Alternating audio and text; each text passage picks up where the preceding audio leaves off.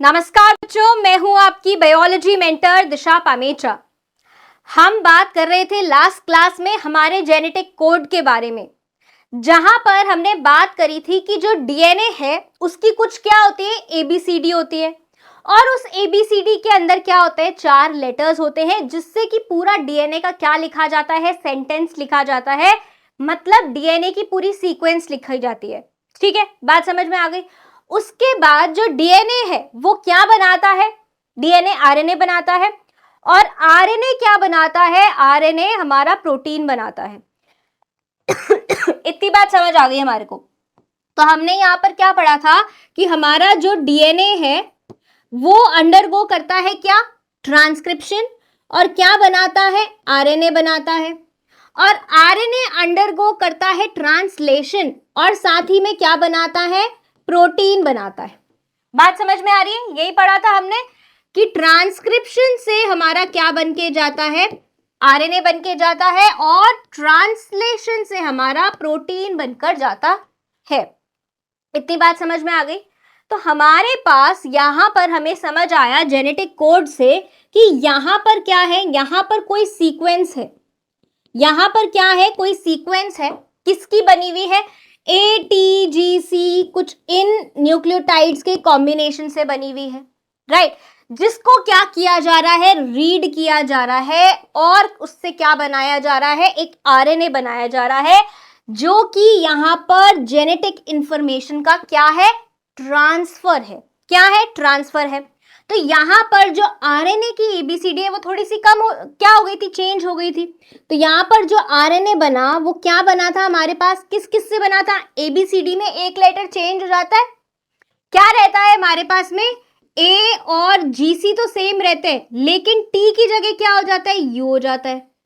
तो अब जो हमारे पास आरएनए बन रहा है पूरा, वो AUGC से बनता है। मतलब adenosine, uracil, guanosine and cytidine से बनता है। यस और नो। तो अब हमारे पास में हमारे को क्या करना है, ये जो आरएनए बना है इससे क्या बनाना है, प्रोटीन बनाना है। इसके लिए हम क्या पढ़ के गए थे, इसके लिए हम पढ़ के गए थे हमारा जेनेटिक कोड। क्या पढ़ के गए थे, जेनेटिक कोड पढ़ के गए थे। जहां पर हमने क्या बात करी थी, जहां पर हमने देखा था कि हमारे पास बहुत सारे साइंटिस्ट आए थे। फिर उनमें से एक साइंटिस्ट ने हमारे को क्या बताया था, एक साइंटिस्ट ने हमारे को बताया था कि जो कोड है या कोडॉन जो है वो कैसा होगा, ट्रिपलेट होगा। यस और नो, ट्रिपलेट कोडॉन की बात करी थी हमने, है ना। और हमने ये देखा था कि 3 न्यूक्लियोटाइड का कॉम्बिनेशन क्या कोड करके जाता है, एक अमाइनो एसिड बना के जाता है। क्या बना के जाता है, एक अमाइनो एसिड बना के जाता है, राइट। और ऐसे ही फिर क्या होता है, पूरा आरएनए रीड किया जाता है, और 3 के कोडॉन को अलग अलग करके प्रोटीन की चेन में, पॉलीपेप्टाइड की चेन में एक एक अमाइनो एसिड लगाकर पूरी एक क्या बन जाती है, पॉलीपेप्टाइड चेन बन जाती है। फिर उसकी क्या करते हैं, पोस्ट ट्रांसलेशन प्रोसेसिंग होती है, और फिर वो एक मैच्योर पॉलीपेप्टाइड चेन बनकर एक प्रोटीन बना लेती है। ये क्या था, हमारा प्रोटीन सिंथेसिस है पूरा, है कि नहीं है। अब बात ये आ रही है कि जैसे हमारे पास डीएनए में कुछ इंग्रेडिएंट्स लगते थे, हमने जब मैगी बनाते हैं हम क्या करते हैं, हमारे पास कुछ इंग्रेडिएंट्स लगते हैं, तो वैसे ही इंग्रेडिएंट्स डीएनए के रेप्लिकेशन में लगे थे, डीएनए बनाने में लगे थे। डीएनए लगा था, कुछ एंजाइम्स लगे थे, यस और नो, एनर्जी लगी थी। आ रही है बात समझ में। वैसे ही आरएनए के टाइम पे भी लगे थे, आरएनए पॉलीमरेज लगा था, डीएनए लगा था, और भी बहुत सारे एंजाइम लगे थे। वैसे ही प्रोटीन सिंथेसिस के टाइम में भी हमारे को क्या चाहिए, काफी सारी चीजें आती हैं, और वो एक साथ इस पूरे प्रोसेस को कंप्लीट करके जाती हैं। ठीक है, तो हमारे पास ये जो प्रोटीन सिंथेसिस हो रहा है, इसमें क्या क्या चीजें चाहिए। अगर आप यहां पर भी देखें बैकग्राउंड में, तो आपको प्रोटीन सिंथेसिस के लिए क्या चाहिए, ये क्या है, ये एक आरएनए है। क्या है, एक आपको तो आरएनए स्ट्रैंड चाहिए जिसको रीड करके क्या किया जाएगा, प्रोटीन बनाया जाएगा। लेकिन रीड कौन करेगा, रीड करेगा हमारा 2 सब यूनिट वाला कौन, राइबोसोम। कौन रीड करेगा, राइबोसोम रीड करेगा। बात समझ में आ रही है, ठीक है। ये आरएनए कहां से आया है, आरएनए आया कहां से, डीएनए से आया। मतलब ये जो हमारा ट्रांसलेशन है ये कैसा है, डीएनए डायरेक्टेड है। कैसा है? डीएनए डायरेक्टेड है, क्योंकि जैसा डीएनए वैसा ही आरएनए और वैसा ही प्रोटीन। बात समझ में आ रही है कि नहीं आ रही है? तो हमारे को आरएनए चाहिए, राइबोसोम चाहिए, साथ ही में ये जो हमारे यहाँ पर क्या लग रहे हैं, छोटे छोटे अमाइनो एसिड्स लग के जा रहे हैं, ये तो सेल्यूलर पूल में पड़े थे, सेल के साइटोप्लाज्म में कहीं ना कहीं पड़े थे हमारे क्या, अमाइनो एसिड्स।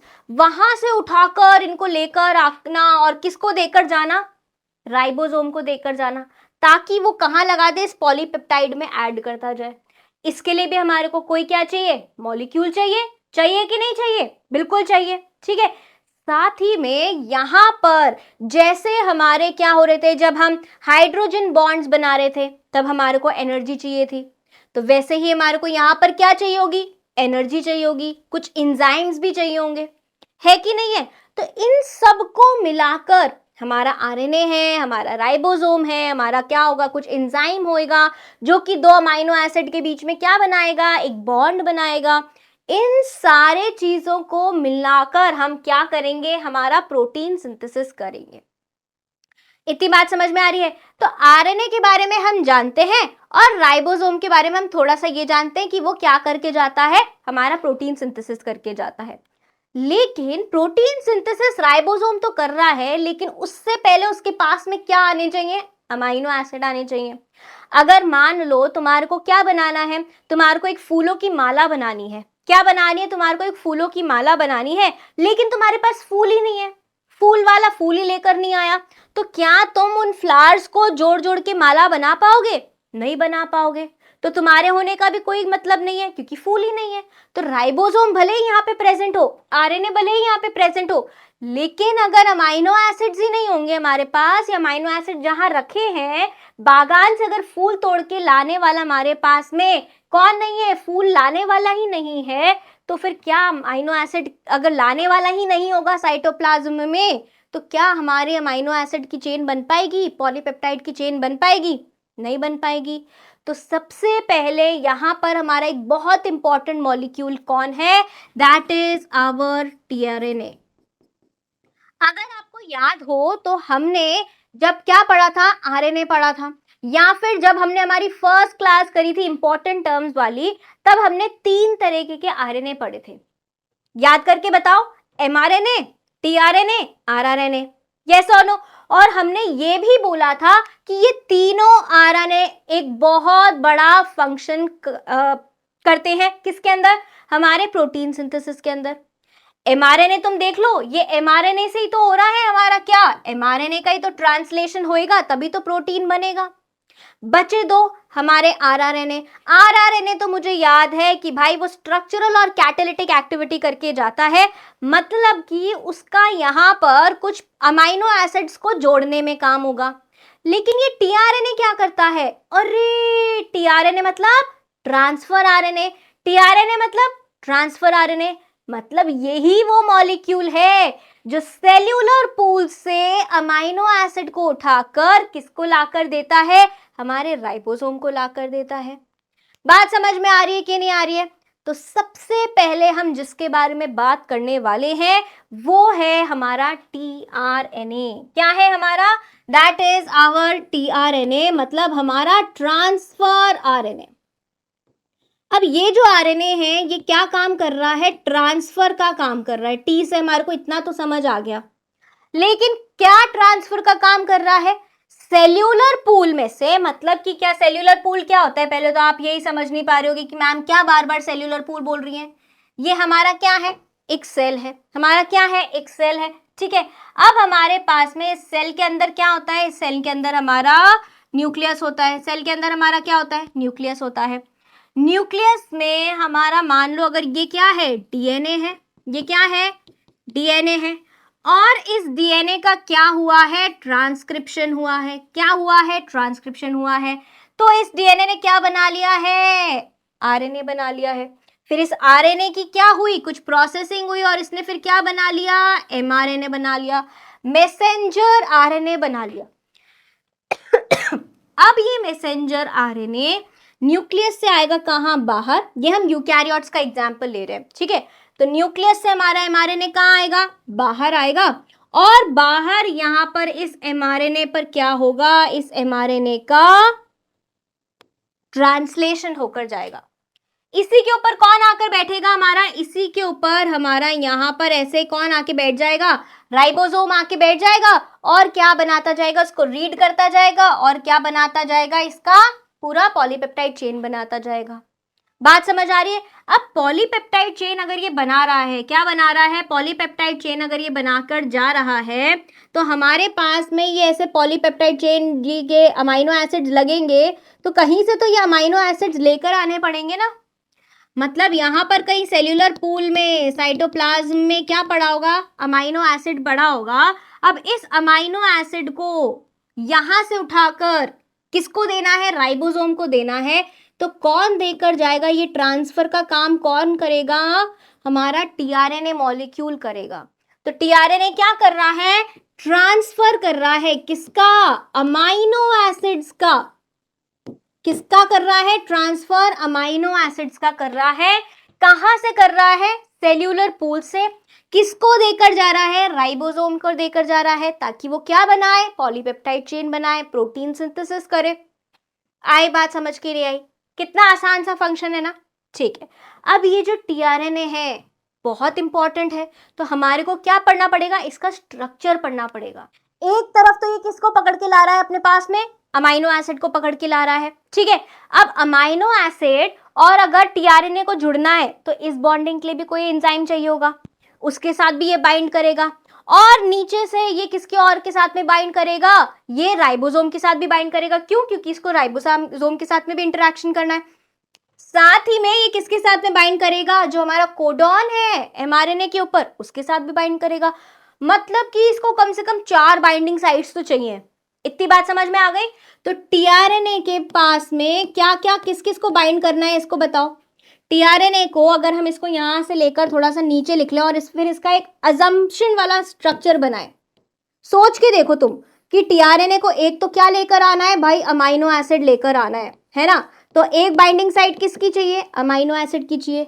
दूसरी बाइंडिंग साइट किसकी चाहिए भाई, राइबोसोम के साथ भी बाइंड करेगा, उसके लिए भी बाइंडिंग चाहिए साइट। ठीक है, एक तरफ ये क्या करेगा, जैसे जब ये अमाइनो एसिड के साथ बाइंड करेगा उसमें कोई ना कोई एंजाइम लगेगा, कुछ ना कुछ तो एंजाइम लगेगा, कैटालिटिक एक्टिविटी होगी। तो उस एंजाइम के साथ बाइंड करने के लिए क्या चाहिए, उस एंजाइम के साथ बाइंड करने के लिए हमारे को कोई ना कोई लोकेशन चाहिए।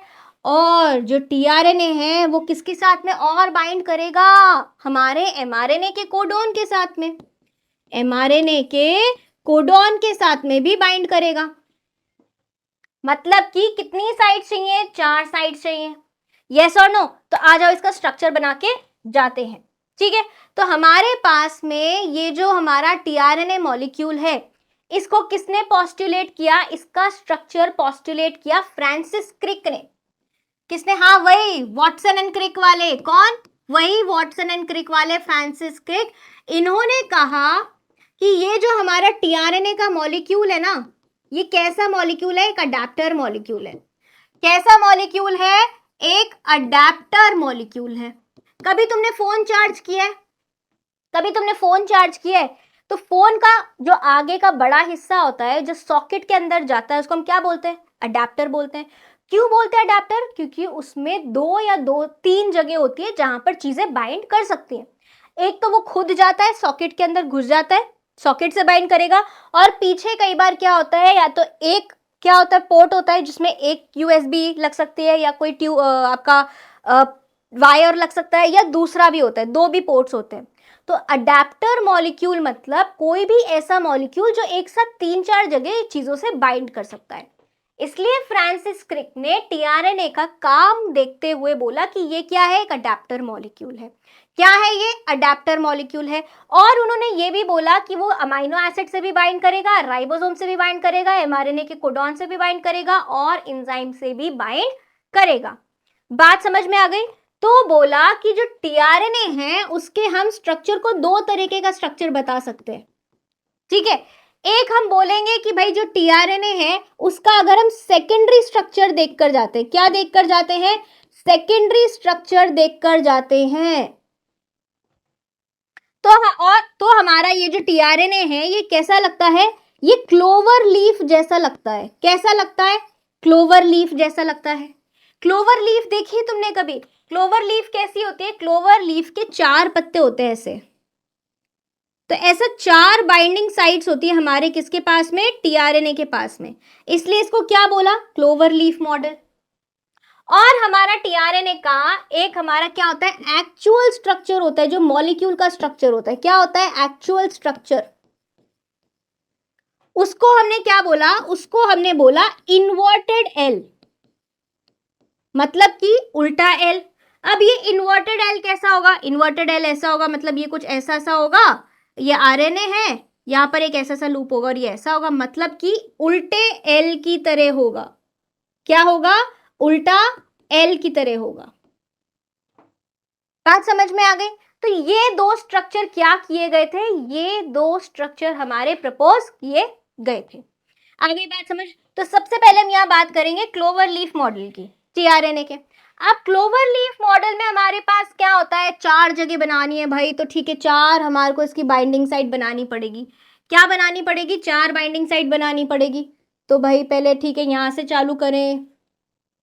ये हमारे पास ऐसे, ये ऐसे, ये एक लूप, बाइंडिंग लूप, फिर दूसरा बाइंडिंग लूप, फिर ये एक छोटा सा आर्म, फिर एक और लूप, और फिर ये ऐसे।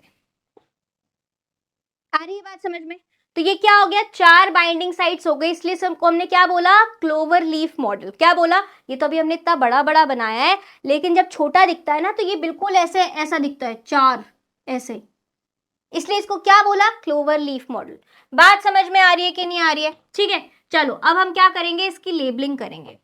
तो हम जब, ये तो एक क्या है, कुछ कॉइल्ड हो गया, फोल्डेड स्ट्रक्चर हो गया, लेकिन हमारे पास में एमआरएनए कैसा था? ऐसा ही था ना, 5 प्राइम टू 3 प्राइम। मतलब कोई भी आरएनए अगर हम लेते हैं, नॉर्मली कोई भी आरएनए अगर आप लोगे तो 5 प्राइम टू 3 प्राइम होगा।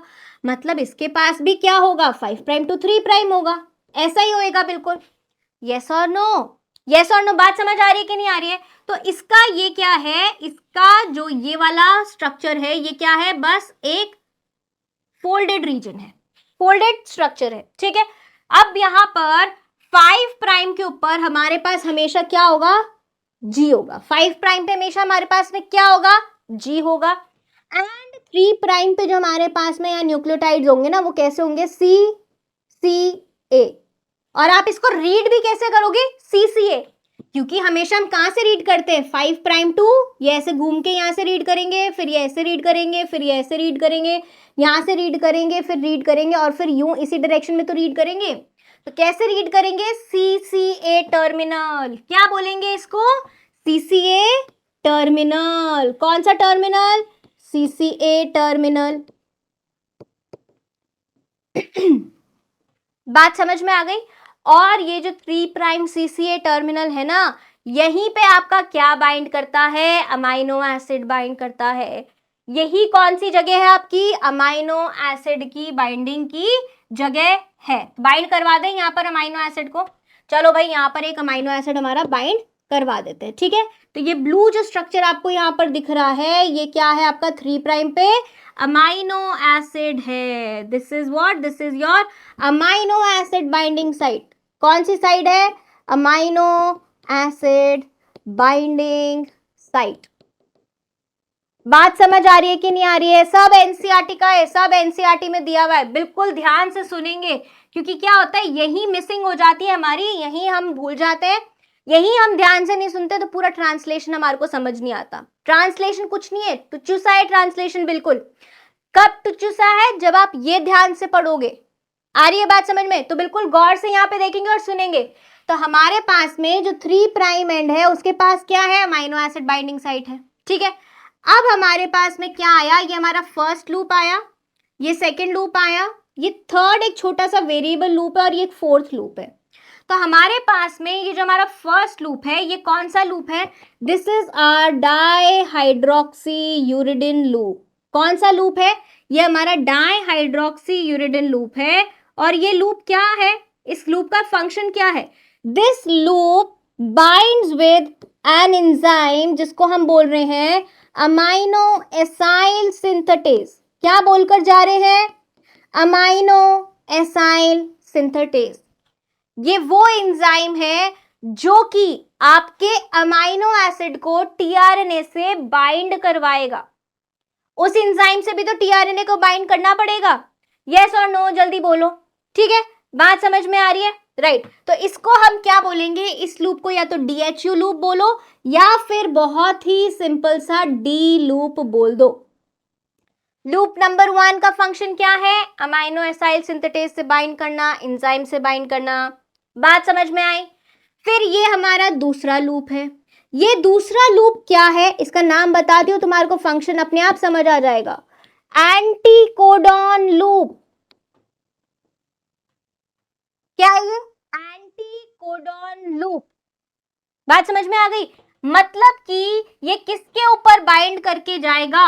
ये बाइंड करके जाएगा हमारे एमआरएनए के कोडॉन से। अगर हमारे एमआरएनए के पास में यहां पर एयूजी है और अगर हमारे एंटीकोडॉन लूप को टीआरएनए को बाइंड करना है एयूजी के साथ में, तो इसकी कॉम्प्लीमेंट्री सीक्वेंस चाहिए होगी। यस और नो? इसकी क्या चाहिए होगी? कॉम्प्लीमेंट्री सीक्वेंस चाहिए होगी। तो कॉम्प्लीमेंट्री सीक्वेंस जल्दी से बताओ बेटा। ए के साथ में कौन बाइंड करेगा? क्या टी आएगा क्या यहाँ पे? टी लगा दूं? टी लगा देते हैं, फिर यू से ए। गड़बड़ क्या हुई यहाँ पे? यहाँ पर ये गड़बड़ हुई कि ये आरएनए है, टी नहीं आएगा, थाइमिन नहीं आएगा, क्या आएगा? यू आएगा। तो ए के ऑपोजिट क्या होना चाहिए यहाँ पर? यू। यू के ऑपोजिट क्या होना चाहिए? ए। और जी के ऑपोजिट क्या होना चाहिए? सी। जी के ऑपोजिट क्या होना चाहिए? सी। तभी तो यहां पर क्या होगी? टेम्पररी हाइड्रोजन बॉन्डिंग होगी। टेम्पररी क्या होगी? हाइड्रोजन बॉन्डिंग होगी। और तभी तो टीआरएनए मॉलिक्यूल हमारे एमआरएनए से बाइंड करेगा और यहां पर प्रेजेंट राइबोसोम को अमाइनो एसिड देकर जाएगा। इसीलिए इस लूप का नाम क्या है? Anticodon loop. एंटीकोडॉन क्यों है? क्योंकि ये क्या है हमारा? AUG. AUG is our codon. And इस लूप के पास में क्या सीक्वेंस है? एंटीकोडॉन है। कोडॉन की उल्टी सीक्वेंस है। यस और नो? यूएसी। इसलिए इसको क्या बोला हमने? Anticodon loop. तीसरे नंबर का जो हमारे पास यहां पर है, this is known as variable arm. इसका फंक्शन अभी तक हमें नहीं पता है, तो इसको छोड़ देते हैं यहीं पे, इसके हाल पे। आगे अगर हम बढ़ेंगे तो that is our fourth loop, जिसको हम क्या बोल के जा रहे हैं? T psi C loop. बात समझ में आ गई? तुम्हारे को सिर्फ इसका क्या नाम रखना, क्या याद रखना है? फंक्शन याद रखना है, that is ribosome. Ribosome binding loop या फिर साइट। राइबोसोम बाइंडिंग लूप याद रख लो। वो लूप जहां पर जाकर आपका राइबोसोम बाइंड कर रहा है, उसको हम क्या बोल रहे हैं? उसको हम बोल रहे हैं टी साई सी लूप। आ गई बात समझ में? आ गई? 4 काम कर रहा है हमारा टीआरएनए। अमाइनो एसिड को बाइंड कर रहा है, एंजाइम को बाइंड कर रहा है, एमआरएनए को बाइंड कर रहा है, राइबोसोम को बाइंड कर रहा है। इतनी सी भी दिक्कत हुई, तकलीफ हुई समझने में टीआरएनए का स्ट्रक्चर? इतना हुआ बना रहे थे टीआरएनए का स्ट्रक्चर, टीआरएनए का स्ट्रक्चर इतना सही है ये। और ये कौन सा स्ट्रक्चर है? This is our cloverleaf structure. कौन सा स्ट्रक्चर है? क्लोवर लीफ मॉडल है ये हमारा टीआरएनए का। That is the secondary structure. कौन सा स्ट्रक्चर है? Secondary structure of tRNA. आई बात समझ में? ये हमारा क्या हो गया? क्लोवर लीफ स्ट्रक्चर हो गया। अब हम यहां पर बात करेंगे हमारे एक्चुअल स्ट्रक्चर की। किसके? हमारे टीआरएनए की। जो कि कैसा दिखता है हमारे को? जो कि कैसा दिखता है? एक्चुअल स्ट्रक्चर हमारे को दिखता है कुछ ऐसा कि यहां से हमारा ये चालू हुआ, यहां पर हमारा ये लूप है, ये ऐसे, ये ऐसे। कैसा बना? ये एक इन्वर्टेड एल जैसा बन गया। कैसा बना है? इन्वर्टेड एल जैसा। यस और नो? अब यहां पर भी क्या होंगे? हमारे पास में सारे साइट्स होंगे बाइंडिंग के। क्या होंगे? हमारे पास में सारे बाइंडिंग साइट्स होंगे। ठीक है, तो यहां पर क्या है? ये 5 प्राइम एंड, ये 3 प्राइम एंड। 3 प्राइम एंड पे हमारा कौन बाइंड करता है? फटाफट से ब्लू कलर का धब्बा लगा दो यहाँ पर। That is our amino acid binding site. ये क्या है? Amino acid binding site on tRNA. आ रही है बात समझ में? This is your anticodon loop. ये कौन सा लूप है? एंटीकोडॉन लूप है, जहां पर आपकी क्या होगी? जहां पर आपकी यूएसी होगी। क्या होगी? यूएसी होगी। अब ये यहां से ऐसे आ रहा है, ऐसे आ रहा है, ये आया, ये आया, ये आया, अब ये यूं जाएगा। तो 5 प्राइम की तरफ क्या होगा हमारा? यू और ए और सी। यस और नो? ऐसे बनाया था हमने। 5 प्राइम की तरफ क्या था? यूएसी। तो हमारे उसमें 5 प्राइम की तरफ क्या होगा? यूएसी। यस और no? So this is our anticodon loop. और ये वाला जो यहाँ लूप दिख रहा है आपको, अगर हम इसको थोड़ा सा और इलैबोरेट करके बनाते हैं तो हमारे पास में ये लूप हमारे को थोड़ा सा ऐसे करके दिखाई देता है, यूं। तो अब आप समझ सकते हो कि ये वाला जो लूप है ये कौन सा लूप है? This is our what? Ribosome binding loop. अभी दिख रहा है क्लियरली? राइबोसोम बाइंडिंग लूप, जहां पर क्या बाइंड करेगा? राइबोसोम बाइंड करेगा। और इस तरफ ये वाला एक लूप है जहां पर कौन बाइंड करेगा? हमारा amino acyl synthetase. Amino acyl synthetase binding site. ये कौन सा स्ट्रक्चर है टीआरएनए का? This is our inverted L structure, जो कि हमारा टीआरएनए का एक्चुअल स्ट्रक्चर है। बात समझ में आ रही है? बात समझ में आ रही है? यस और नो? ठीक है, इतना समझ आ गया। तो हमारे पास में यहाँ पर देख लेते हैं कि जो फ्रांसिस क्रिक है उन्होंने पोस्टुलेट किया था कि जो टीआरएनए है वो क्या है? एक अडेप्टर मॉलिक्यूल है। उन्होंने बोला कि भाई कोई ऐसा मॉलिक्यूल होगा जो 3-4 चीजों को एक साथ बाइंड कर लेगा, और उसको उन्होंने क्या बोला? अडेप्टर मॉलिक्यूल बोला। क्या बोला? अडेप्टर मॉलिक्यूल बोला। अब ये अडेप्टर मॉलिक्यूल है क्या? इसको उन्होंने टीआरएनए बोला, क्योंकि ये क्या करके जा रहा है? सेल्यूलर पूल से अमाइनो एसिड को ट्रांसफर करके जा रहा है। काम क्या करता है? कोडॉन रीड करता है। क्या करता है? कोडॉन रीड करता है। किसके ऊपर कोडॉन रीड करेगा? किसके ऊपर कोडॉन रीड करेगा? एमआरएनए के ऊपर कोडॉन रीड करेगा। किसके ऊपर कोडॉन रीड करेगा? एमआरएनए के ऊपर कोडॉन रीड करेगा। आ रही है बात समझ में? एंड बाइंड किससे करके जाएगा? बाइंड करेगा ये हमारे स्पेसिफिक अमाइनो एसिड से। किससे बाइंड करके जाएगा? स्पेसिफिक अमाइनो एसिड से बाइंड करके जाएगा। कौन सी साइट पर? हमारे सीसीए टर्मिनल पर, दैट इज 3 प्राइम टर्मिनल पर। याद आ रहा है? अब हमारा जो टीआरएनए है ये क्या है? सॉल्यूबल आरएनए है। क्योंकि ये क्या हो जाता है? क्योंकि ये सॉल्यूबल होता है, इसलिए इसको हम क्या बोलते हैं? एसआरएनए भी बोलते हैं। क्या बोलते हैं? एसआरएनए भी बोलते हैं।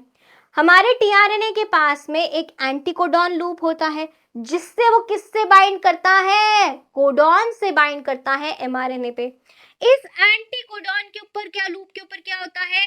कॉम्प्लीमेंट्री बेसिस होते हैं। किसके लिए कॉम्प्लीमेंट्री बेसिस होते हैं?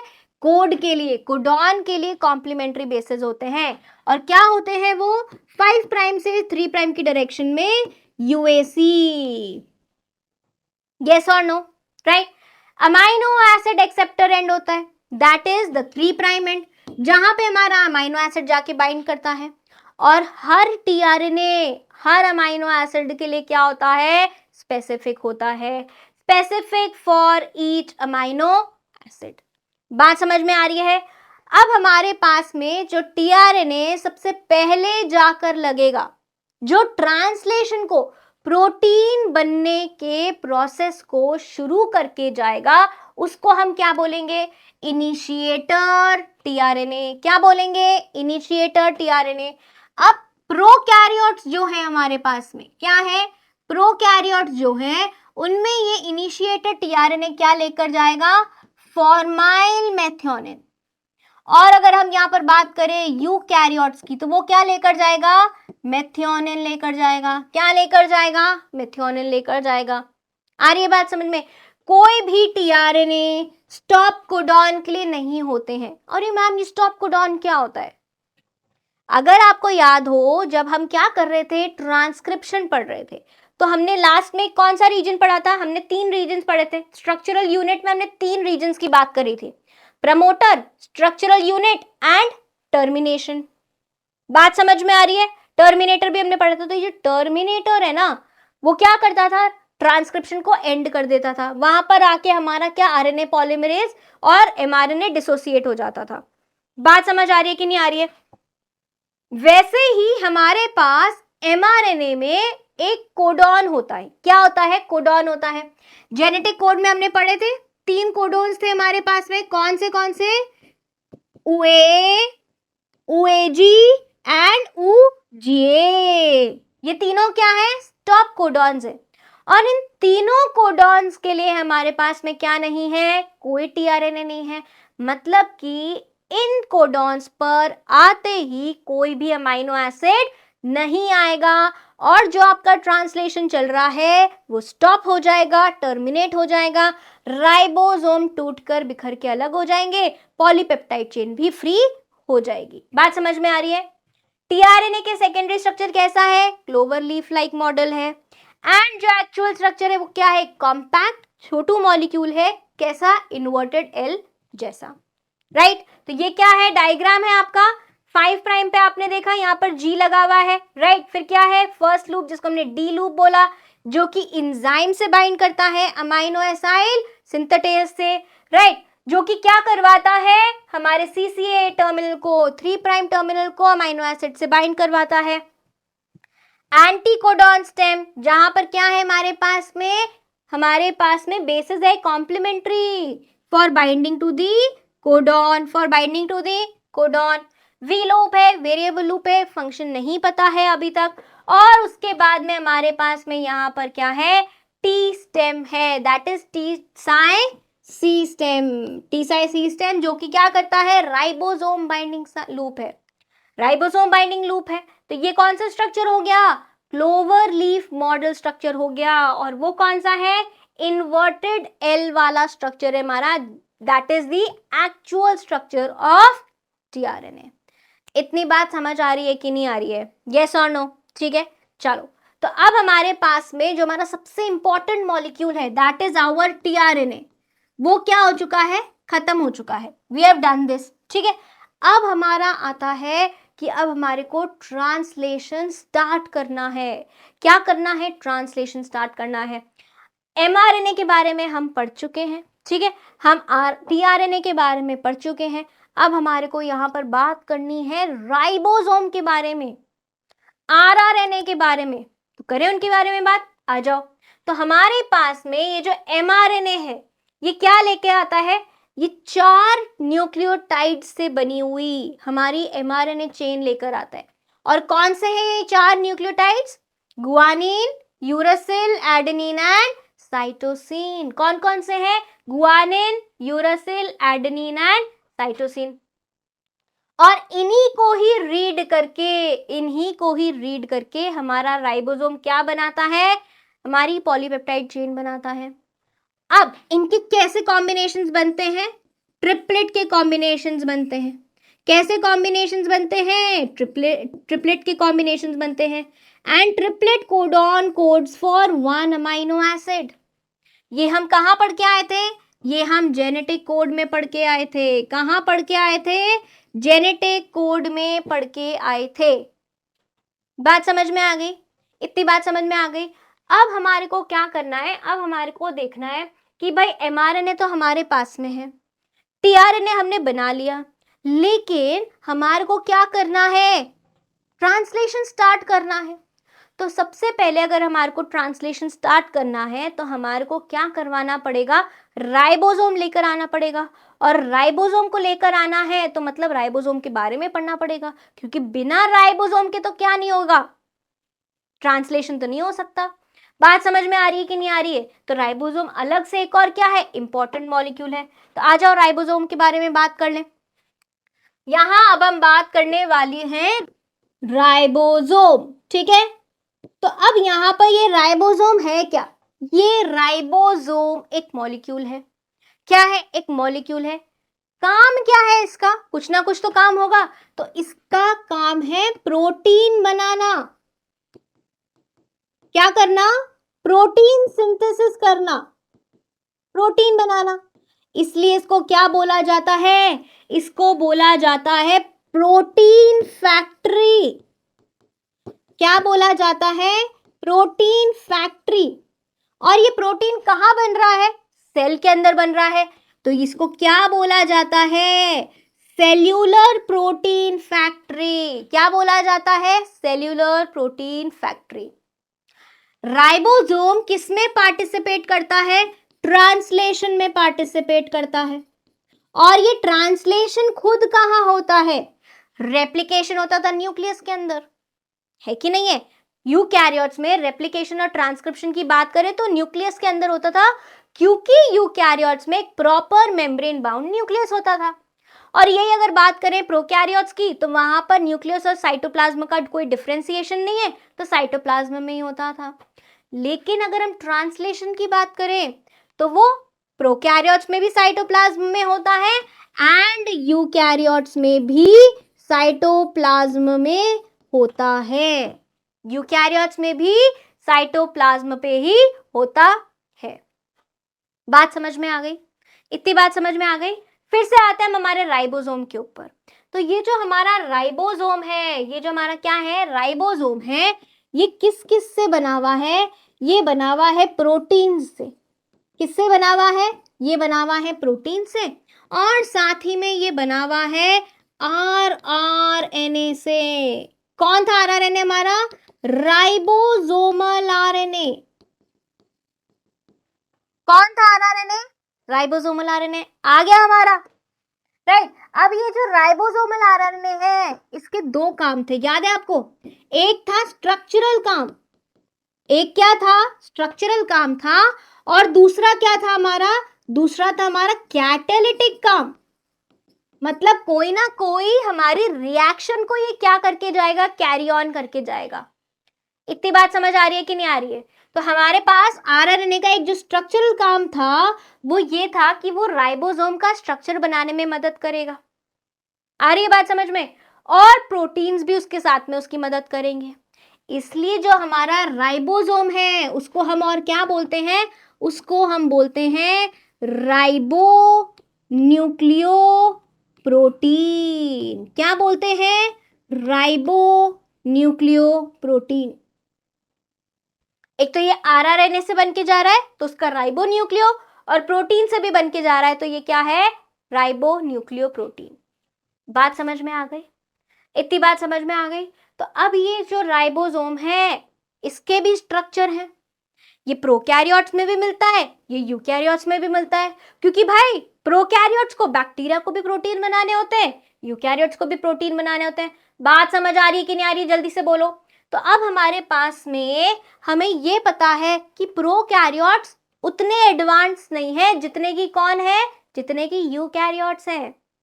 तो स्ट्रक्चर में कोई ना कोई तो डिफरेंस होएगा, स्ट्रक्चर में कोई ना कोई तो डिफरेंस होएगा। अब यूकैरियोट्स भाई अपना जलवा तो दिखा कर जाएंगे। तो ये जो राइबोसोम्स हैं, अगर हम इनकी बात करें इनके स्ट्रक्चर के बारे में, तो प्रोकैरियोट्स में इनका स्ट्रक्चर अलग होता है और यूकैरियोट्स में इनका स्ट्रक्चर क्या होता है? अलग होता है। ठीक है, तो सबसे पहले हम क्या देखेंगे? प्रोकैरियोट्स की सिंप्लिसिटी देखेंगे। तो यहां पर हमारे पास में ये जरूर ध्यान रखना कि राइबोसोम में हमेशा दो सब यूनिट्स होते हैं। क्या होते हैं? दो सब यूनिट से मिलकर बना होता है राइबोसोम। एक हमारे पास में क्या होगा? स्मॉल सब यूनिट होएगा, और एक हमारे पास में लार्ज सब यूनिट होएगा। ठीक है, ये दोनों में सिमिलर है, ये दोनों में सिमिलर है। राइबोसोम इतनी भी क्या नहीं करता, इंजस्टिस नहीं करता कि वो राइबोसोम जो प्रोकैरियोट में उसको एक ही यूनिट दे और यूकैरियोट्स वाले को 2 यूनिट दे। राइबोसोम बिल्कुल फेयर है, वो बोलेगा कि अगर मैं 2 यूनिट से प्रोकैरियोट में बन रहा हूं तो मैं 2 ही यूनिट का यूकैरियोट में भी बनूंगा। लेकिन डिफरेंस क्या है फिर यहाँ पे? तो यहाँ पर जो हमारे प्रोकैरियोट्स हैं उनमें क्या होता है? उनमें हमारे पास में जो राइबोसोम है वो 80s का होता है। उसका जो सेडिमेंटेशन कोफिशिएंट है वो क्या होता है? 80s होता है। मतलब कि जो लार्जर सब यूनिट है, जो क्या है, लार्जर सब यूनिट है प्रोकैरियोट्स का राइबोसोम 70s का होता है। क्या होता है, 70s का होता है। मतलब अगर आप इसको सेंट्रीफ्यूगेशन करोगे तो इसका जो सेडिमेंटेशन आएगा वो 70 पे आएगा। मतलब इसका क्या है, सेडिमेंटेशन कोफिशिएंट क्या है, 70 है।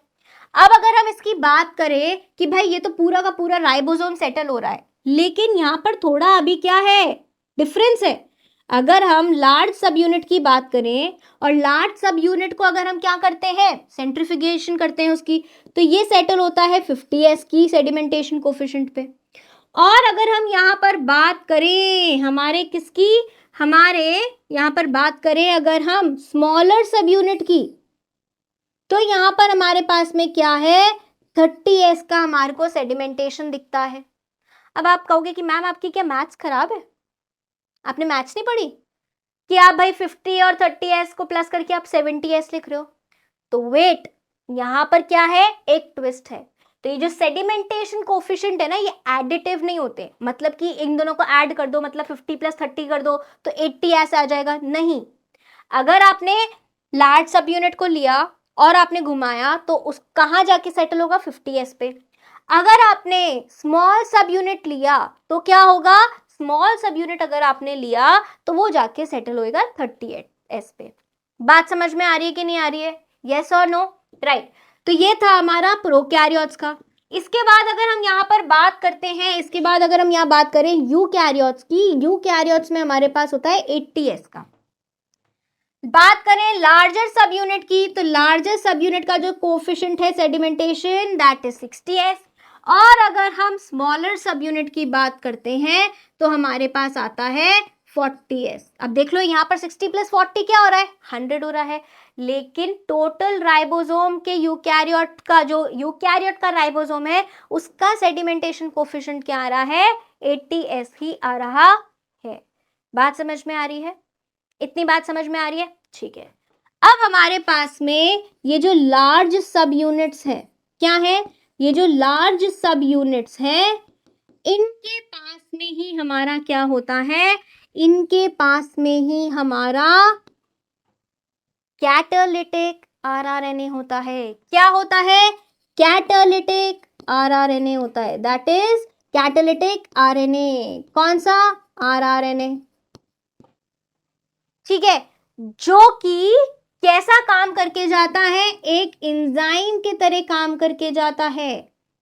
कैसा काम करके जाता है, एक एंजाइम की तरह काम करके जाता है। और जो आरएनए एंजाइम की तरह काम करके जाता है उसको हम क्या बोलते हैं, राइबोजाइम बोलते हैं। क्या बोलते हैं, राइबोजाइम। तो यूकैरियोट्स में 60s में कौन होता है, 28s rRNA as राइबोजाइम, जो कि कैटालिटिक एक्टिविटी देकर जाता है। और हमारे पास में प्रोकैरियोट्स में 50s में कौन है, 23s rRNA, 23s rRNA, जो कि क्या देकर जाती है, हमारी लार्ज सब यूनिट को, प्रोकैरियोट की क्या देकर जाती है, कैटालिटिक एक्टिविटी देकर जाती है। आई बात समझ में, इतनी बात समझ आ रही है या नहीं आ रही है, ठीक है। तो यहां पर हमारे पास में क्या है, जो भी कैटालिटिक एक्टिविटी है किसके पास में है, लार्ज सब यूनिट के पास में है। तो मतलब कैटालिटिक एक्टिविटी अगर लार्ज सब यूनिट के पास में है, मतलब लार्ज सब यूनिट ही क्या करके जाएगा, हमारे अमाइनो एसिड्स को ज्वाइन करके जाएगा। दो अमाइनो एसिड्स के बीच में किसको क्या बना के जाएगा, एक बॉन्ड बना के जाएगा। और दो अमाइनो एसिड्स के बीच में बनने वाले बॉन्ड को, दो अमाइनो एसिड्स के बीच में बनने वाले बॉन्ड को हम क्या बोलते हैं, पेप्टाइड बॉन्ड बोलते हैं। ये हम कहाँ पढ़ के गए थे, बायोमोलिक्यूल्स में, क्लास 11th में। इसलिए तो कहते हैं क्लास 11 12th का बेस होती है, पढ़ लो ध्यान से। तो एक अमाइनो एसिड दूसरा अमाइनो एसिड से किससे बाइंड करता है, पेप्टाइड बॉन्ड से बाइंड करता है। आ गई इतनी बात समझ में? तो हमारे दो अमाइनो एसिड्स के बीच में क्या बन रहा है? पेप्टाइड बॉन्ड बन रहा है। क्या बन रहा है? पेप्टाइड बॉन्ड बन रहा है। इतनी बात समझ में आ गई? इतनी बात समझ आ रही है कि नहीं आ रही है? चलो ठीक है, तो अब हमारे को क्या करना है, ये हमारी राइबोसोम के बारे में बात हो गई, टीआरएनए के बारे में बात हो गई, एमआरएनए के बारे में हम जानते ही हैं, आरएनए के बारे में हमने पढ़ ही रखा है, स्ट्रक्चरल और कैटालिटिक एक्टिविटी सबके बारे में बात हो चुकी है, अमाइनो एसिड सिंथेटेज के बारे में भी हम बात कर चुके हैं। यस और नो? तो ज्यादातर हमने सारे इंग्रेडिएंट्स के बारे में जान लिया है कि कौन क्या क्या करके जाने वाला है। तो अब किसका चांस है? ट्रांसलेशन चालू करेंगे। क्या करेंगे? ट्रांसलेशन चालू करेंगे। तो ट्रांसलेशन के लिए जो सबसे पहली रिक्वायरमेंट है वो क्या है कि हमारे अमाइनो एसिड्स जो कहाँ पड़े हैं, सेल्यूलर पूल में कहीं पड़े हैं, उनको भी कुछ पता नहीं कि उनका क्या काम है, उनको हमारे को क्या करके जाना है? एक्टिवेट करके जाना है। क्या करके जाना है? एक्टिवेट करके जाना है। तो मान लो ये अगर हमारा क्या है, सेल है और इसमें कहीं क्या प्रेजेंट है, ये ऐसे अमाइनो एसिड्स प्रेजेंट है, अनजान बिल्कुल कि इनके साथ में क्या होने वाला है अमाइनो एसिड्स के साथ में। तो ये जो अमाइनो एसिड्स हैं, इन अमाइनो एसिड्स को हमारे को क्या करके जाना है? एक्टिवेट करके जाना है। ये क्या है? अमाइनो एसिड है जिनको हमारे को क्या करके जाना है? ये अभी इनएक्टिव है। ये कैसा है? अभी इनएक्टिव है। अब इसको एक्टिवेट करके जाना है। तो इसको एक्टिवेट करने के लिए हमारे को क्या करना पड़ेगा? इसको एक्टिवेट करने के लिए हमारे को अमाइनो एसिड को, किसको? अमाइनो एसिड को ज्वाइन करना पड़ेगा, अटैच करना पड़ेगा एंजाइम के साथ में, जिसका नाम क्या है? Amino acyl synthetase. क्या नाम है भाई? Amino acyl synthetase. इसके साथ में हमारे को अमाइनो एसिड को ज्वाइन करना पड़ेगा। अब जब भी हमारे को किसी को ज्वाइन करना होता है तो एनर्जी तो चाहिए होती है, यस और नो? तो हमारे को क्या चाहिए होगी यहाँ पर? हमारे को यहाँ पर चाहिए होगा एटीपी। क्या चाहिए होगा? एटीपी चाहिए होगा। आ रही है बात समझ में? बात समझ में आ रही है कि नहीं आ रही है? तो अब हमारे पास यहाँ पे क्या होगा? ये तीनों मिलकर हमारे अमाइनो एसिड को एक्टिवेट करेंगे। क्या करेंगे? ये जो रिएक्शन हो रही है ये क्या होगी? हमारे अमाइनो एसिड को एक्टिवेट करेगी और हमारा अमाइनो एसिड किसके साथ जुड़ जाएगा? हमारा अमाइनो एसिड जुड़ जाएगा with the enzyme. Amino acid will attach with our amino acid will attach with, ओहो अमाइनो एसिड किससे लिखा था? व्हाइट से।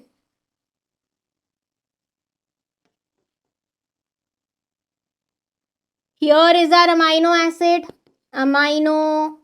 acid, right? This will attach with what? This will attach with the enzyme. Amino acyl synthetase को enzyme ई से लिख लें कि ये ई से ज्वाइन हो जाएगा और इसके साथ में क्या अटैच हो जाएगा? हमारा एक पी अटैच हो जाएगा, दैट इज फॉस्फेट, और बाकी हमारे दो पायरोफॉस्फेट रिलीज हो जाएंगे। क्या हो जाएंगे? पायरोफॉस्फेट रिलीज हो जाएगा। तो अमाइनो एसिड जुड़ गया यहाँ पर और एक और क्या जुड़ गया? हमारा फॉस्फेट भी जुड़ गया। So this is what, now our amino acid has been activated. ये जो इनएक्टिव अमाइनो एसिड पड़ा था ये क्या बन गया? एक्टिव अमाइनो एसिड बन गया। क्या बन गया ये? This is our active amino acid, active amino acid. क्या हुआ? हमारा अमाइनो एसिड एक्टिवेट हो गया।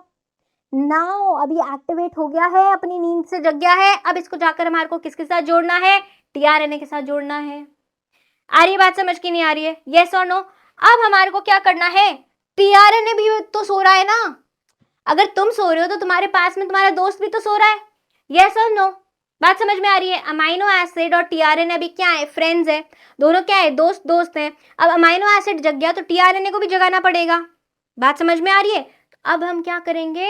एक्टिवेशन करेंगे टीआरएनए का, और इसको हम और स्पेसिफिकली क्या बोल के जाते हैं? हम बोल के जाते हैं एसाइलेशन ऑफ टीआरएनए। क्या बोल के जाते हैं? अब हमारे को क्या करना है, टीआरएनए को जगाना है। क्या करना है, टीआरएनए को एक्टिवेट करना है। क्या करना है, activation of tRNA, activation of tRNA. ठीक है, मतलब हमारे पास यहां पर क्या था, हमारे पास में ये हमारा अमाइनो एसिड था जो कि किससे जुड़ा हुआ था, हमारे एंजाइम से जुड़ा हुआ था, और किससे जुड़ा हुआ था, हमारे फॉस्फेट से जुड़ा हुआ था। आ रही है बात समझ में। अब हमारे को इसको किसके साथ में जोड़ना है, इसको हमारे को जोड़ना है हमारे टीआरएनए मॉलिक्यूल के साथ में। यस और नो, किसके साथ में जोड़ना है, प्लस साथ में यहाँ पर क्या है हमारे पास में, पहले के बचे हुए 2 पी आए थे ना, पायरोफॉस्फेट्स। यस और नो। अब हमारे को क्या करना है, हमारे को टीआरएनए को एक्टिवेट करना है, राइट। तो हमारे पास यहाँ पर क्या होगा, अब ये हमारा amino acid, yes, and this will be attached, this will be attached to the 3' end of our tRNA, and this is known as activated tRNA. इसको हम क्या बोल के जाएंगे, इसको हम बोल के जाएंगे activated tRNA, amino acylation of tRNA। इतनी बात समझ आ रही है, इतनी बात समझ में आ रही है। अब ये जो एक्टिवेटेड टीआरएनए है, ये हमारा क्या करेगा, प्रोटीन सिंथेसिस करवा के जाएगा। ये हमारा क्या करेगा, ये लेकर जाएगा हमारे अमाइनो एसिड को किसके पास में, राइबोसोम के पास में। आ जाओ, तो अब हमारा जो एमआरएनए है, पूरी प्रोसेसिंग होकर क्या बन गया है, एमआरएनए बन गया है, एचएनआरएनए से एमआरएनए बन गया है। यस और नो, राइट। अब ये कहाँ आ गया, हमारे साइटोप्लाज्म में आ चुका है। कहाँ आ चुका है, ये सेल अगर हम पूरा बना रहे हैं तो सेल में हमारा जो एमआरएनए है वो कहाँ आ चुका है, साइटोप्लाज्म में आ चुका है। बात समझ आ रही है। तो ये क्या है हमारा एमआरएनए, 5' to 3', गॉट इट। ठीक है, अब यहां पर ये हमारा एमआरएनए है। अगर आपको याद हो, हमने जब ट्रांसक्रिप्शन पढ़ा था तो हमने बोला था कि डीएनए के ऊपर जिस सेगमेंट ऑफ डीएनए का ट्रांसक्रिप्शन होता है उसको हम क्या बोल के जाते हैं, ट्रांसक्रिप्शनल यूनिट। तो अब एमआरएनए के ऊपर जिस सेगमेंट ऑफ एमआरएनए का ट्रांसलेशन होगा उसको हम क्या बोलकर जाएंगे, उसको हम बोलकर जाएंगे हमारा ट्रांसलेशनल यूनिट। क्या बोलकर जाएंगे, उसको हम बोलकर जाएंगे हमारा ट्रांसलेशनल यूनिट। क्या बोलकर जाएंगे, ट्रांसलेशनल यूनिट, जिसका क्या होने वाला है, ट्रांसलेशन होने वाला है। अब ट्रांसलेशनल यूनिट के दोनों तरफ कुछ फ्लैंकिंग रीजन्स होते हैं। क्या होते हैं, ट्रांसलेशन यूनिट के दोनों तरफ हमारे पास कुछ फ्लैंकिंग यूनिट्स होते हैं, राइट। जैसे कि एक फ्लैंकिंग यूनिट ये 5' एंड के ऊपर, एंड दूसरा फ्लैंकिंग रीजन ये 3' एंड के ऊपर। एंड इन दोनों फ्लैंकिंग रीजन्स का ट्रांसलेशन नहीं होता। ट्रांसलेशन किसका होता है, सिर्फ और सिर्फ ट्रांसलेशनल यूनिट का ट्रांसलेशन होता है। बात समझ में आ गई। यहां ये स्टार्ट होगा एयूजी से और वहां ये खत्म होगा यहां पर किसी भी स्टॉप कोडॉन से। बात समझ में आई। और दोनों साइड में क्या है, कोई फ्लैंकिंग रीजन्स हैं जो कि ट्रांसलेटेड नहीं होते हैं। तो ये जो दोनों फ्लैंकिंग रीजन्स हैं, ये वाला भी और ये वाला भी, 3' एंड वाला भी, इनको हम क्या बोलते हैं, इनको हम बोलते हैं अनट्रांसलेटेड रीजन्स। क्या बोलते हैं, अनट्रांसलेटेड रीजन्स, जो कि ट्रांसलेट नहीं होते, मतलब कि यूटीआर्स। आर्स प्लूरल क्यों बोला, क्योंकि एक 5' एंड पे एक 3' एंड पे, दो है, प्लूरल है, एक से ज्यादा है। यूटीआर्स, अनट्रांसलेटेड रीजन्स। बात समझ में आ गई। अब हमारे पास में ये क्या है, हमारा mRNA है। mRNA के ऊपर हमारा राइबोसोम आके बाइंड करेगा। राइबोसोम क्या होता है, अभी राइबोसोम ना ऐसे घूम रहा होता है। राइबोसोम भी नींद में है यार अभी, है ना। क्या है, राइबोसोम भी नींद में है, तो हमारा लार्ज सब यूनिट भी कहीं घूम रहा है और हमारा स्मॉलर सब यूनिट भी कहीं घूम रहा होगा। बात समझ में आ रही है। ये प्रोकैरियोट्स की हम बात कर रहे हैं, किसका कर रहे हैं, प्रोकैरियोट्स की बात कर रहे हैं। तो सब कुछ क्या हो रहा है, साइटोप्लाज्म में हो रहा है। वैसे भी ट्रांसलेशन साइटोप्लाज्म में होता है, कंफ्यूजन की बात ही नहीं। ये हमारे लार्ज सब यूनिट अपना घूम रहा है, स्मॉल सब यूनिट अपना घूम रहा है। अब यहां से हमारा जो क्या है, स्मॉलर सब यूनिट है ना, ये स्मॉलर सब यूनिट, इसका कलर चेंज करते हैं ताकि आपको दिखेगा फिर वहां पर। इसको पिंक से बना देते हैं, ठीक है। स्मॉलर सब यूनिट ये रहा। अब ये जो स्मॉलर सब यूनिट है, ये जाके क्या करेगा, ये जाके बाइंड करेगा हमारे mRNA के ऊपर। mRNA आ गया, तब उसका क्या करना है, ट्रांसलेशन करना है। जाके बाइंड तो करना ही पड़ेगा, बिना बाइंड हुए तो थोड़ी ट्रांसलेशन होएगा। तो अगर आपको याद हो, जब हमने ट्रांसक्रिप्शन पढ़ा था, तो हमारे पास में आरएनए पॉलीमरेज एक पर्टिकुलर साइट पे आके बाइंड करता था। कहाँ बाइंड करता था, एक स्पेसिफिक सीक्वेंस पे आके बाइंड करता था, जिसको हम क्या बोलते थे, हम बोलते थे प्रमोटर। आ रही है बात समझ में, यस और नो। तो हमारे पास में यहाँ पर जो राइबोसोम है, वो कहेगा मेरे साथ ना इंसाफी क्यों, मुझे भी कोई ऐसी सीक्वेंस दो जिससे कि मुझे पता चले कि अच्छा इसी mRNA पे बाइंड करना है, क्योंकि RNA तो हमारे क्या है, सेल में बहुत सारे हैं। इसको कैसे पता चलेगा कि मुझे mRNA पे जाके बाइंड करना है। तो इसके पास में भी क्या है, इसके पास में भी कोई ना कोई रिकॉग्निशन सीक्वेंस है। और वो रिकॉग्निशन सीक्वेंस कहाँ है, वो रिकॉग्निशन सीक्वेंस हमारे 5 प्राइम के यूटीआर में है। एंड इसको हम बोलकर जाते हैं, इस यहां पर एक क्या है, सीक्वेंस है AGG यू, 7 न्यूक्लियोटाइड की सीक्वेंस है। और ये जो AGG यू है, इसको हम बोलकर जाते हैं शाइन डेलगार्नो सीक्वेंस। क्या बोलकर जाते हैं, शाइन डेलगार्नो सीक्वेंस बोलकर जाते हैं, जिसकी सीक्वेंस क्या है, AGG यू। याद करना आसान है ना, AGG यू। जैसे ही हमारे ओहो, फिर से इसका कलर चेंज कर देते हैं एक बार में, इसको कोई और कलर का कर देते हैं। बताओ कौन से कलर का करें, इसको हम यहाँ पर कर देते हैं येलो कलर का कर देते हैं, चलो ठीक है। तो यहाँ पर हमारे पास में जो स्मॉलर यूनिट है, इसको हमने येलो कलर का बनाया है। तो जैसे ही स्मॉलर यूनिट को शाइन डेलगार्नो की सीक्वेंस दिखती है, वैसे ही जाकर हमारा यहाँ पर कौन बाइंड हो जाता है, स्मॉलर सब यूनिट जाके बाइंड हो जाता है। बात समझ में आ गई, इतनी बात समझ में आई कि नहीं आई, यस और नो, ठीक है। तो यहां पर क्या हुआ, हमारा स्मॉलर सब यूनिट जाके बाइंड हो गया। आ रही है बात समझ में। अब जैसे ही स्मॉलर सब यूनिट जाके बाइंड हो जाता है, उसके बाद किसकी बारी आती है, उसके बाद यहां पर हमारी बारी आएगी, किसकी बारी आएगी भाई, हमारे चार्ज्ड, हमारी किसकी, चार्ज्ड टीआरएनए की बारी आएगी। चार्ज क्यों बोल रहे हैं हम, क्योंकि इस पे क्या लगा हुआ है, इस पे अमाइनो एसिड लगा हुआ है। तो ये कौन सा वाला अमाइनो एसिड होगा या कौन सा वाला टीआरएनए होगा, this will be our initiator tRNA, जो कि ट्रांसलेशन को इनिशिएट करके जाएगा, शुरू करके जाएगा।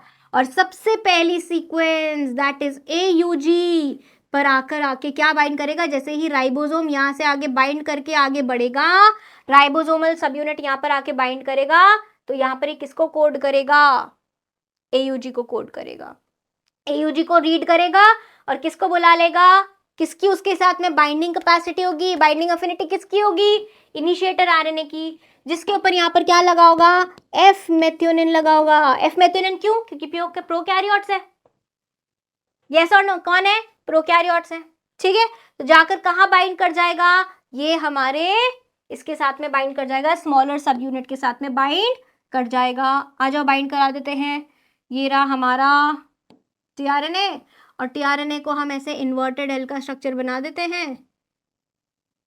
यस और नो, इन्वर्टेड एल बन गया। और इसके साथ में क्या लगा हुआ था, हमारा अमाइनो एसिड लगा हुआ था, ये रहा हमारा अमाइनो एसिड भी लग गया, ठीक है, राइट। ये आगे बढ़ेगा, AUG पे आएगा तब लगेगा, ठीक है, AUG पे आएगा तब यहाँ पर हमारा लग जाएगा। देखो वापस बना देते हैं, ये रहा हमारा AUG पे आया ये, ठीक है। और यहाँ पर हमारा क्या है, यहाँ पर हमारा ये रहा इन्वर्टेड एल, इसके ऊपर क्या लगा हुआ है, हमारा अमाइनो एसिड ये लगा हुआ है। और नीचे आके कौन बाइंड करेगा, नीचे आके हमारा बाइंड करेगा our larger subunit, that is the larger subunit of ribosome. अब ये क्या हो गए, दोनों एक साथ ज्वाइन हो गए, स्मॉलर सब यूनिट लार्जर सब यूनिट अटैच हो गए। इस प्रोसेस को हम क्या बोलते हैं, एसोसिएशन। इस प्रोसेस को हम क्या बोलकर जाते हैं, इस प्रोसेस को हम क्या बोलकर जाते हैं, एसोसिएशन। क्या बोलकर जाते हैं, एसोसिएशन हो गया। और हमारा टीआरएनए भी आ गया, और टीआरएनए अपना क्या लेकर आ गया, पहला अमाइनो एसिड लेकर आ गया। क्या आ गया, पहला अमाइनो एसिड लेकर आ गया। अब बात आती है कि जैसे ये इनिशिएटर आरएनए है, ये तो क्या कर रहा है, हमारा ट्रांसलेशन स्टार्ट कर रहा है। अब ऐसे बहुत सारे आरएनए और होंगे, आरएनए को इन्वर्टेड एल बनाते हैं, इजियर है ना, यस और नो।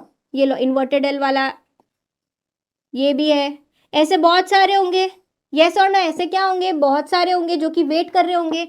अब जैसे ही ये आगे बढ़ेगा, जैसे ही यहाँ पर क्या आएगा, अगला कोडॉन पे ये आगे बढ़ेगा, AUG के बाद में मान लो यहाँ पर क्या है, CCA है, क्या है, CC है, A है, इसको आगे बढ़ना है।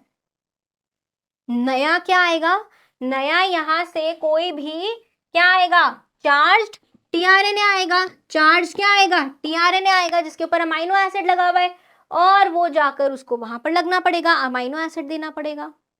यस और नो, यस और नो।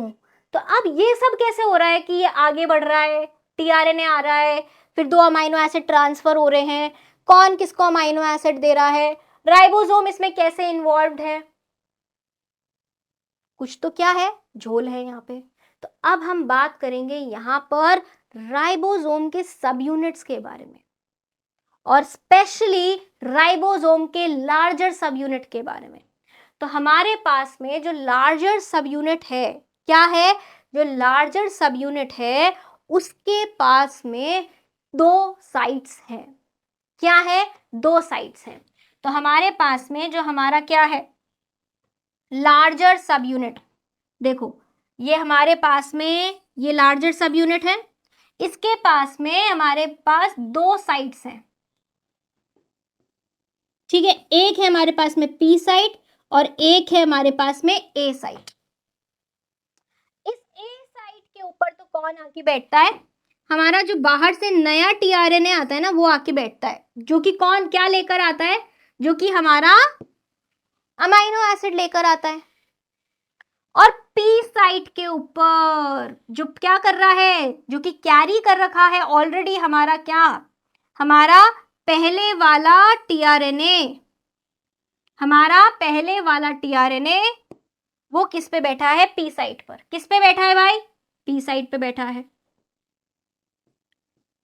अब जैसे ही क्या होगा, यहाँ नीचे क्या है हमारे पास में, यहाँ पर नीचे हमारे पास में ये हमारा mRNA चल रहा है 5 प्राइम टू 3 प्राइम, और यहाँ पर नीचे कौन है, हमारा छोटू सब यूनिट है ये वाला, यस और नो।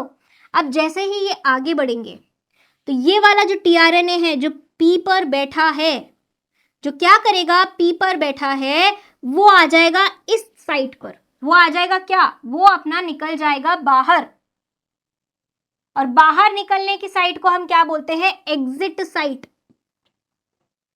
यहां पर आकर ये क्या हो जाएगा, थ्रो आउट हो जाएगा, यहां से बाहर निकल जाएगा, कहां निकल जाएगा, यहां से बाहर निकल जाएगा। एंड जो ये वाला टीआरएनए है वो P पर आ जाएगा, और यहां पर क्या जुड़ जाएंगे, हमारे दोनों अमाइनो एसिड्स जुड़ जाएंगे। ऐसे दोनों अमाइनो एसिड क्या करेंगे, जुड़ जाएंगे। बात समझ में आ रही है कि नहीं आ रही है।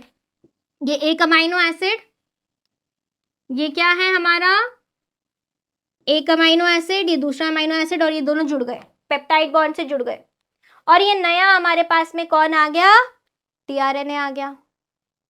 इधर से नए टीआरएनए आएंगे ए साइड पे, मतलब एक्सेप्ट हो रहे हैं, और ई साइड से एग्जिट हो रहा है। ई साइड से क्या हो रहा है, टीआरएनए हमारा बाहर एग्जिट कर रहा है। बात समझ में आ रही है कि नहीं आ रही है? यस और नो? बात समझ में आ रही है कि नहीं आ रही है? तो हमारे पास में जो लार्ज सब यूनिट है, जो लार्ज सब यूनिट है, उसमें क्या है, हमारे पास में दो साइट्स हैं। एक हमारे पास में पी साइट है, या फिर इसको आप क्या बोल सकते हो, डी साइट, डोनर साइट, जो कि अपना अमाइनो एसिड दे देती है और खुद चली जाती है। यस, जिसके ऊपर से टीआरएनए जो होता है अपना अमाइनो एसिड दे देता है और खुद चला जाता है। एंड क्या है, एक हमारे पास में ए साइट है, जिसको हमने एक्सेप्टर साइट बोला, वो नए टीआरएनए को एक्सेप्ट करता है। बात समझ में आ गई? और ई साइट जो होती है वो एग्जिट साइट होती है, जहां से यूज टीआरएनए बाहर निकल जाता है। ठीक है, क्योंकि वो डिस्चार्ज हो जाता है, क्योंकि वो डिस्चार्ज हो जाता है, उसका अमाइनो एसिड तो आगे वाले पे चला गया ना, वो डिस्चार्ज होकर यहाँ पर अपने आइसोलेशन में चला जाता है। ठीक है, चलो करें यहाँ पर स्टार्ट। ठीक है, आ जाओ। अब चलो जी, अब हमारे को सब कुछ पता चल गया है, तो अब हमारे को क्या करना है, हमारे को ट्रांसलेशन शुरू कर देना है। तो हमारे पास में क्या है, ये हमारा 5 प्राइम टू 3 प्राइम mRNA है। साथ साथ में देखते जाओ और डायग्राम भी बनाते जाना है। अब इस mRNA में हमारा एक रीजन होगा जिसका क्या होगा, ट्रांसलेशन होगा, जिसका क्या होगा, ट्रांसलेशन होगा। इस जगह को हम क्या बोलेंगे, ट्रांसलेशनल यूनिट। क्या बोलेंगे, ट्रांसलेशन यूनिट। हमारा सबसे पहला कोडॉन क्या होगा, इनिशिएशन कोडॉन क्या होगा, स्टार्ट कोडॉन क्या होगा, AUG होगा।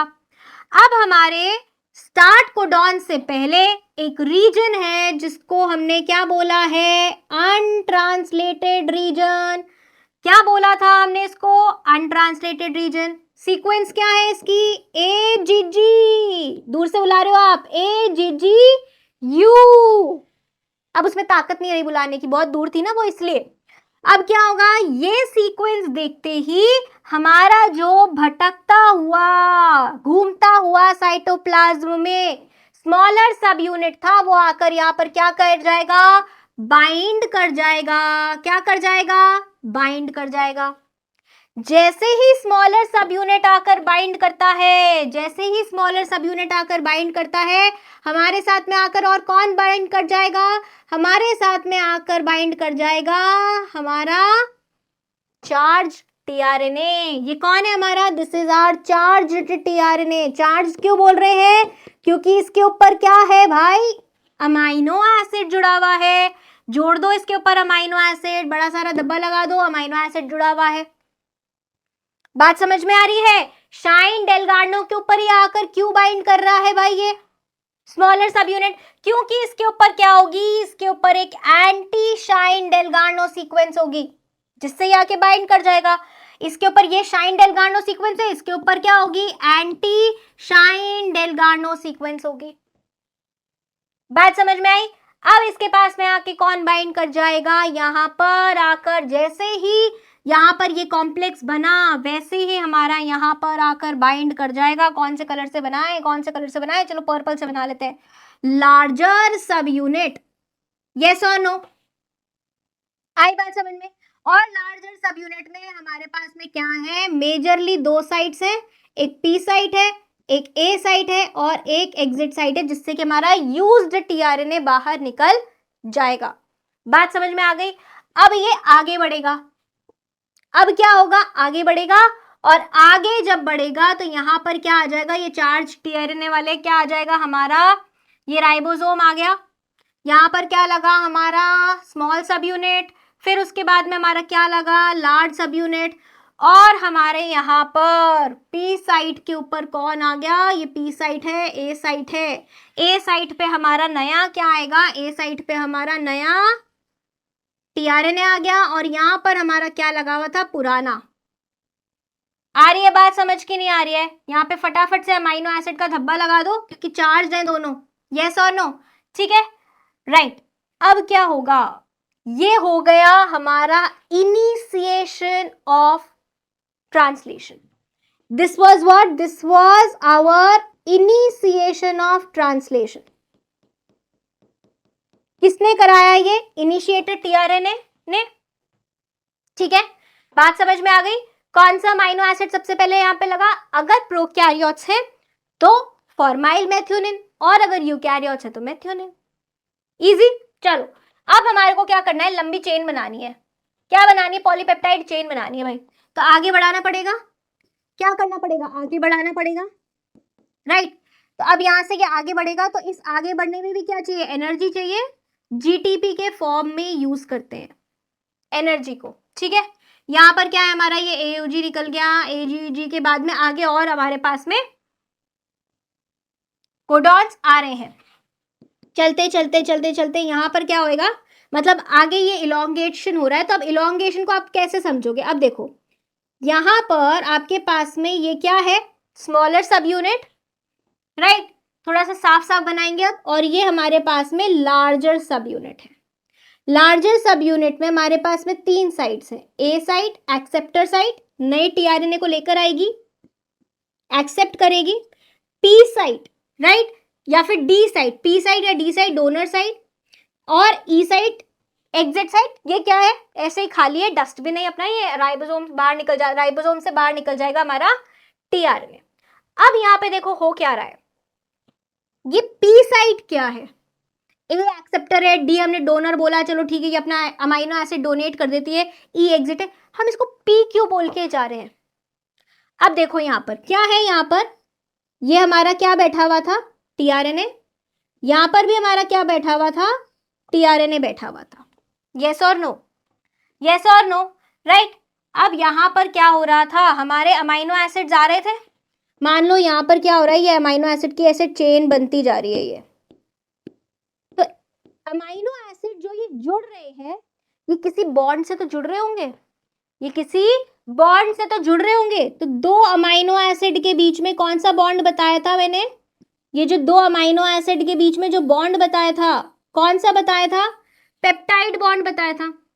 कौन सा बताया था? पेप्टाइड बॉन्ड बताया था। अब इस पेप्टाइड बॉन्ड को बनाने के लिए भी तो क्या चाहिए? पेप्टाइड बॉन्ड को बनाने के लिए भी तो क्या चाहिए? एंजाइम चाहिए। पेप्टाइड बॉन्ड को बनाने के लिए भी एंजाइम चाहिए। तो ये एंजाइम कहां से आएगा? एंजाइम आएगा कहां से? हमारे आरआरएनए से, जो कि राइबोसोम के लार्ज सब यूनिट में है। अगर प्रोकैरियोट है तो क्या है? 23S, और अगर यूकैरियोट है तो 28S। ये कौन सा आरएनए है? जो कि कैटालिटिक एक्टिविटी दिखाता है। और जो आरएनए कैटालिटिक एक्टिविटी दिखाता है उसको हम क्या बोलते हैं? राइबोजाइम। और यही राइबोजाइम 2 अमाइनो एसिड के बीच में पेप्टाइड बॉन्ड बना के जाता है। क्या काम करके जाता है? या इस राइबोजाइम को हम क्या बोलते हैं? Peptidyl transferase. क्या बोलते हैं? Peptidyl transferase. आ रही है बात समझ? तो अब यहां पर हमारे पास में क्या है? अब यहां पर हमारे पास में ये अमाइनो एसिड लगा हुआ है। इस अमाइनो एसिड को, ये जो अमाइनो एसिड की पॉलीपेप्टाइड चेन है, क्या होएगा? इस चेन को यहां पर शिफ्ट किया जाएगा। यस और नो? बात बहुत ध्यान से सुनना, नहीं तो समझ नहीं आएगी। देखो पूरा ध्यान यहां लगाओ अपना, सबके सब वापस आ जाओ सारे के सारे। अब ये वाला जो टीआरएनए है वो तो जाएगा इधर। ओहो, जो हमारा जो टीआरएनए है ये वाला कहाँ जाएगा? ये वाला टीआरएनए पी साइड से उठकर एग्जिट साइड जाएगा। और एग्जिट साइड से क्या होएगा? एग्जिट साइड से, क्योंकि ये डिस्चार्ज हो गया, बाहर निकल जाएगा। आ रही है बात समझ में? ये वाली जो हमारी पॉलीपेप्टाइड की चेन है, यहाँ पर जब हमारे 2 टीआरएनए जो कि चार्ज होते हैं, वो जब पास पास में आ जाते हैं तो एनर्जी ऐसी फेवरेबल हो जाती है, एनर्जेटिकली फेवरेबल कंडीशंस बन जाती हैं। कैसी बन जाती हैं? एनर्जेटिकली फेवरेबल कंडीशंस बन जाती हैं। बात समझ में आ रही है? जिससे कि 2 अमाइनो एसिड्स के बीच में पेप्टाइड बॉन्ड बन जाता है। अब यहां पर ये जो पेप्टाइड चेन है ये इधर शिफ्ट हो जाएगी नेक्स्ट टीआरएनए के ऊपर। ये वाला टीआरएनए चला जाएगा एग्जिट साइट के बाहर और ये वाला टीआरएनए आ जाएगा पी साइट के ऊपर। और ए साइट के ऊपर कौन आएगा? जो बाहर आपका नया कौन आया है, चार्ज हमारा नया हमारा जो कौन आया है, चार्ज टीआरएनए आया है, वो हमारे पास में आ जाएगा ए साइट पर। ए साइट नया टीआरएनए ले लेगा, ए साइट वाला टीआरएनए कहाँ जाएगा? क्योंकि ये इस तरफ आगे बढ़ रहा है ना, 5 प्राइम टू 3 प्राइम। ट्रांसलेशन कौन सी डायरेक्शन में हो रहा है? 5 प्राइम टू 3 प्राइम में हो रहा है। ये आगे बढ़ा, राइट, ये राइबोसोम आगे बढ़ेगा, पूरा राइबोसोमल यूनिट आगे बढ़ेगा, तो ये पीछे जाएंगे। ये वाला जो क्या है हमारा मान लो ये 10 नंबर का जो हमारा टीआरएनए है, वो 10 नंबर वाला बाहर चला जाएगा, जो 11 नंबर वाला है वो पी पे आ जाएगा, और जो 12 नंबर वाला टीआरएनए है वो ए पर आ जाएगा। बात समझ में आ रही है कि नहीं आ रही है यहाँ पर? यस और नो? राइट। तो इस प्रोसेस को हम क्या बोलकर जा रहे हैं? इस प्रोसेस को हम बोलकर जा रहे हैं इलोंगेशन। क्या बोल रहे हैं? इस प्रोसेस को हम बोलकर जा रहे हैं इलोंगेशन। मतलब जो हमारी पॉलीपेप्टाइड चेन है वो धीरे धीरे इलोंगेट हो रही है, लंबी हो रही है। यस और नो? अब यहां पर हमारे पास में जो हमारा क्या है, ये हमारा यहाँ पर लास्ट कोडॉन आने वाला है, स्टॉप कोडॉन आने वाला है। कौन आने वाला है? Stop codon. मान लो UAA आ गया, यहाँ पर क्या आया? UAA आ गया। अब यहाँ पर इस डायग्राम को नेक्स्ट स्लाइड पे लेके जाते हैं, चलो आ जाओ। ठीक है, तो यहाँ पर हमारे पास में क्या है? ये mRNA है, that is 5 prime to 3 prime, right. यहाँ पर हमारे पास में क्या है? यहाँ पर हमारा अनट्रांसलेटेड रीजन चालू हो गया, यहां पर हमारा UAA आ गया। यस, जैसे ही हमारी स्मॉल सब यूनिट यहां आई और जैसे ही हमारी लार्ज सब यूनिट यहां आई, ये E साइट, ये P साइट और ये A साइट, क्या होगा? कोई टीआरएनए आएगा, स्टॉप कोडॉन है, कोई टीआरएनए आएगा, कोई भी टीआरएनए नहीं आएगा। एक यहां से निकल रहा होगा ऐसे बाहर, ये एक टीआरएनए ऐसे बाहर यहां से निकल रहा होगा, और एक टीआरएनए यहां पर ऐसे बैठा होगा, जिसके ऊपर क्या लगी हुई होगी हमारी? जिसके ऊपर हमारी पॉलीपेप्टाइड की चेन लगी होगी।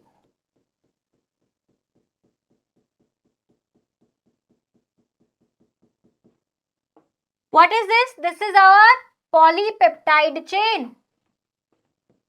कौन है ये? Polypeptide chain. अब यहां पर हमारे पास में स्टॉप कोडॉन पे कौन आकर बाइंड हो जाएगा? स्टॉप कोडॉन पे आकर बाइंड होएगा एक रिलीजिंग फैक्टर। कौन आकर बाइंड होएगा? यहां पर एक रिलीजिंग फैक्टर बाइंड होएगा, इसको लिख लो रिलीजिंग फैक्टर। रिलीजिंग फैक्टर, ठीक है। अगर हम बात करें प्रोकैरियोट्स की, अगर हम बात करते हैं प्रोकैरियोट्स की, प्रोकैरियोट्स में रिलीजिंग फैक्टर दो होते हैं, RF1 एंड RF2, जिनसे हमारा क्या होता है? ट्रांसलेशन टर्मिनेट होता है। यूकैरियोट्स में एक ही रिलीजिंग फैक्टर होता है, that is eukaryotic releasing factor 1। बात समझ में आ गई? ये रिलीजिंग फैक्टर आया, जैसे ही रिलीजिंग फैक्टर आया और हमारा यूनिट यहां पर आया, पूरा राइबोसोमल यूनिट क्या हो जाएगा? फॉल ऑफ हो जाएगा। स्मॉलर सब यूनिट अपने गांव जाएगा, लार्जर सब यूनिट अपने गांव जाएगा, यस, एंड टीआरएनए अपने चले जाएंगे, और हमारे पास में कौन बच जाएगी? यहाँ पर हमारे पास में ये जो पॉलीपेप्टाइड चेन है, ये ऐसे भी विड्रॉ, यहाँ पर क्या हो जाएगी? फॉल ऑफ हो जाएगी। क्या हो जाएगी? ये भी फॉल ऑफ हो जाएगी। So this is known as termination. ये क्या है? हमारे ट्रांसलेशन का टर्मिनेशन हो गया है। किसने किया termination? Termination was done by stop codon. There is no tRNA for stop codon, there is no amino acid for stop codon, क्योंकि स्टॉप कोडॉन जो हमारे क्या है, ऊए, ऊएजी और ऊजीए। सबने गोलमाल तो देखी है ना, सबने देखी है, राइट। उसमें एक कैरेक्टर होता है जो कैसे बनाता है, ऊए, तो ये क्या है, UA, UAG and UGA, so these are are stop codons. ये क्या है हमारे, ये हमारे स्टॉप कोडॉन्स है, राइट। स्टॉप कोडॉन पे रिलीजिंग फैक्टर जैसे आके बाइंड हुआ, हमारा smaller subunit, larger subunit and polypeptide chain tRNA सब क्या हो जाएंगे, सब अलग अलग हो जाएंगे। क्या हो जाएंगे, सब अलग अलग हो जाएंगे। And this polypeptide chain will go for post translational processing, post translational processing, जहां पर क्या होगी, इसकी कटिंग चॉपिंग होगी, फोल्डिंग होगी और इसको एक मैच्योर फंक्शनल प्रोटीन बनाया जाएगा। बात समझ में आ गई कि नहीं आई, बात समझ में आ गई कि ट्रांसलेशन कैसा हो रहा है। इजी सी था ना, पर इसमें क्या क्या पढ़ना जरूरी था, टीआरएनए का स्ट्रक्चर पढ़ना जरूरी था, क्योंकि नहीं तो कैसे पता चलेगा अमाइनो एसिड कहाँ बाइंड करेगा, राइबोजाइम कैसे, राइबोसोम कहाँ बाइंड करेगा, कैसे एमआरएनए पे आके बाइंड करेगा, कैसे पता चलेगा कि इस कोडॉन पे मुझे यही अमाइनो एसिड लेकर आना है, क्यों टीआरएनए स्पेसिफिक होता है किसी भी अमाइनो एसिड के लिए, यस और नो, सारी बातें समझ आई।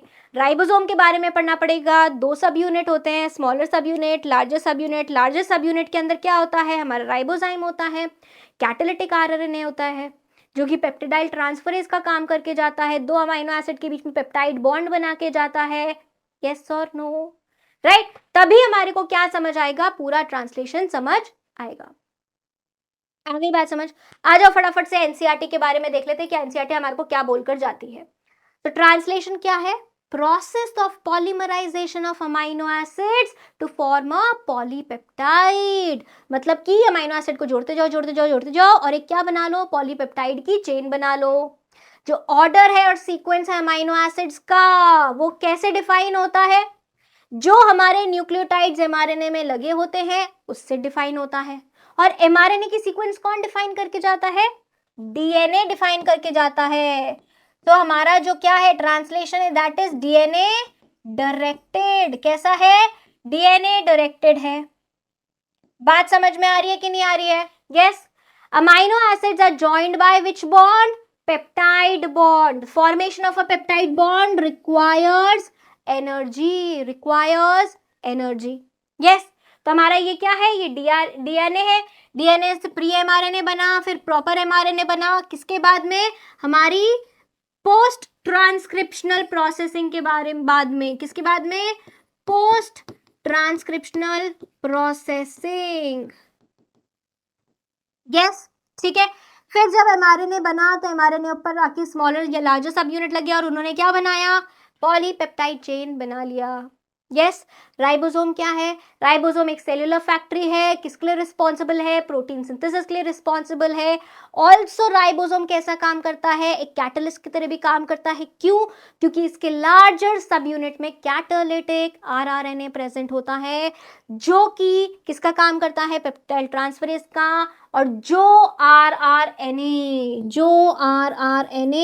एक एंजाइम की तरह काम करे, उसको हम क्या बोलते हैं, राइबोजाइम बोलते हैं। क्या बोलते हैं, राइबोजाइम बोलते हैं। बैक्टीरिया में 23S आरआरएनए एंजाइम राइबोजाइम है और वही पेप्टाइड बॉन्ड बनाता है। कैसा काम करता है, पेप्टिडाइल ट्रांसफरेज का काम करता है, मतलब पेप्टाइड चेन के ट्रांसफर का काम करता है। क्या क्या होता है राइबोसोम में, स्ट्रक्चरल आरएनएस और बहुत सारे प्रोटीन, इसलिए राइबोसोम को हम और क्या बोलकर जाते हैं, राइबो न्यूक्लियो प्रोटीन। क्या बोलकर जाते हैं, राइबो न्यूक्लियो प्रोटीन। आ रही है बात समझ में, ठीक है भाई। तो हमारे पास में जो राइबोसोम है उसमें 2 यूनिट्स है, दोनों कैसे रहते हैं, इनएक्टिव रहते हैं, सोए हुए रहते हैं, अलग अलग रहते हैं। लार्ज सब यूनिट्स में हमारे पास में दो मेजर साइट्स है, that is P peptidyl transferase वाली पेप्टाइड ट्रांसफर होता है, पेप्टाइड बॉन्ड बनता है, और इसको हम डोनर साइट भी बोलते हैं, जहां के जो टीआरएनए होता है अपना अमाइनो एसिड या अपनी पॉलीपेप्टाइड चेन डोनेट कर देता है, और हमारे पास में एक एक्सेप्टर साइट होती है जो कि नए टीआरएनए को एक्सेप्ट करती है। बात समझ में आई।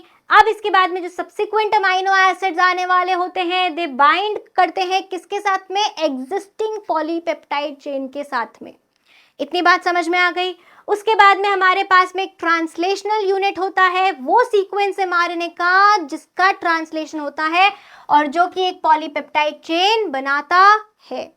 Got it?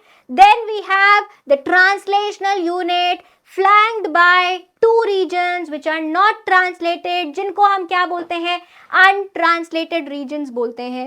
ये एडिशनल सीक्वेंसेस होते हैं जो कि ट्रांसलेट नहीं होती हैं, साथ ही में दोनों जगह पर ये प्रेजेंट रहती हैं, 5 प्राइम एंड पे भी एंड कहाँ 3 प्राइम एंड पे भी प्रेजेंट रहती हैं।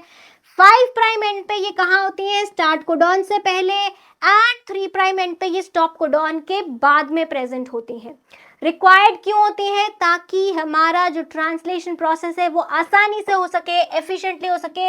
एफिशिएंसी कैसे होती है, क्योंकि जब हमारे पास में 5 प्राइम एंड वाला यूटीआर होता है, अनट्रांसलेटेड रीजन होता है, जिसमें क्या होती है, शाइन डेलगार्नो सीक्वेंस होती है, तो हमारे स्मॉल सब यूनिट ऑफ राइबोसोम को पता होता है कि यहीं जाके बाइंड करना है।